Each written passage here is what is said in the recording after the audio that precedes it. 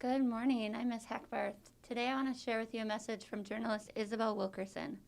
Imagine with me this scene. It's a scene that played out in nearly all of our families. It's a scene in which a person, somewhere in our family tree, somewhere in our lineage, had a heartbreaking decision to make. For some, that decision was easier. For others, it wasn't even a decision. But it was a decision to leave all that they had known and all of the people that they had loved and to set out for a place far, far away that they had never seen in hopes that life might be better. That person is standing at a dock, about to board a ship that will cross the Atlantic or the Pacific Ocean. That person is loading up a truck that will cross the Rio Grande. Or that person is standing at a railroad platform, about to board a train that will cross rivers and mountains out of the Jim Crow South to what they hope will be freedom in the North. It is a single decision that changed the course of families and lineages and countries and history to the current day. Nearly 6 million African Americans made that decision to migrate from the Jim Crow South to the cities of the North and West from 1916 to 1970. This period, known as the Great Migration, happened because African Americans were seeking economic and political freedom that were denied to them from Jim Crow laws and the hatred of groups like the Ku Klux Klan. Wanting freedoms and opportunities that were not afforded to their families, many African Americans began confronting the economic, social, and political challenges to create a new place in society for themselves. This Great Migration was the first time in American history that the lowest caste people signaled that they had options and were willing to take them. Despite the move north, many African Americans continued to face prejudice and racism, as they were often denied jobs and housing while being forced into segregated neighborhoods. Although they faced these hardships, they challenged and fought these obstacles with increased political activism and by producing their own music, arts, and culture that would have a lasting impact on American culture. Their migration can best be summed up again by Isabel Wilkerson, who stated the following: "They did what human beings looking for freedom throughout history have often done. They left."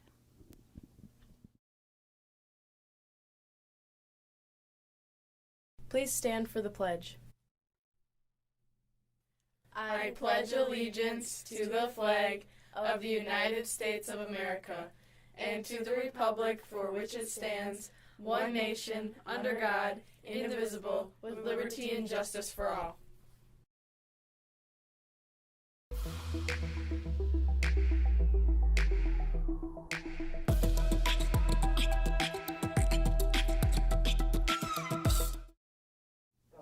Good morning, Tigers. It's Thursday, February 18th, and it's going to be a great day. First, congratulations to the student who knew Tuesday's technology education trivia question. They knew that 16% of Wisconsin workers are employed in the manufacturing industry.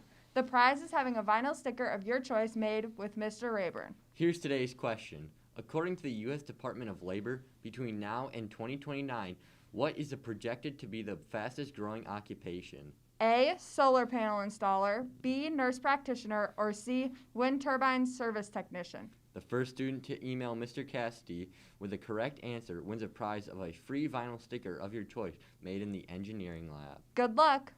Hopefully, you'll still be listening while sending your answers to Mr. Cassidy. Music students, the Butter Braid fundraiser has started. If you are interested in selling butter braids to fundraise for the band/choir trip next summer, June 2022, stop by the band or choir room to pick up your order forms. Are you a senior music student? If you are interested in applying for one of the music scholarships, make sure to fill out the local scholarship application to be considered for one of the music and fine arts scholarship.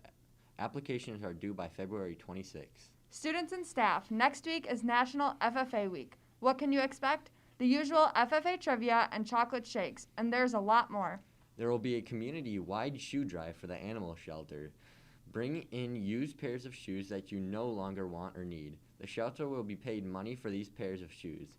Shoes that are still usable will be used by people in third world countries. Shoes that are not usable will be recycled. We will have a collecting bin by the commons by the main doors. We are also fundraising for the food pantry. Mrs. Halverson, Mr. Cassidy, Mr. Plaza, and Mr. Tiedens have graciously volunteered their faces to potentially receive a pie in the face. Throughout the week, during your lunch shift, you can put money in a calf bottle for the teacher you would most like to see receive a pie in the face. The teacher with the most amount of money in their bottle at the end of the week wins. They will receive their pie in the face after school on Friday and we will have a video for you of the following events for the following Monday's announcements. So when you come back to school on Monday, bring your used shoes to support the animal shelter, bring money to support the food pantry, and brace yourself for a most excellent FFA week. And now we have a special treat. Tuesday night, the boys basketball team beat Sparta with a score of 55-51. We've got Blake Williams here to talk about the season and what they expected as they move forward into playoffs.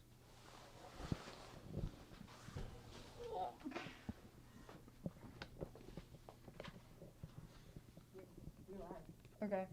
So Blake, how has the season gone so far for the team?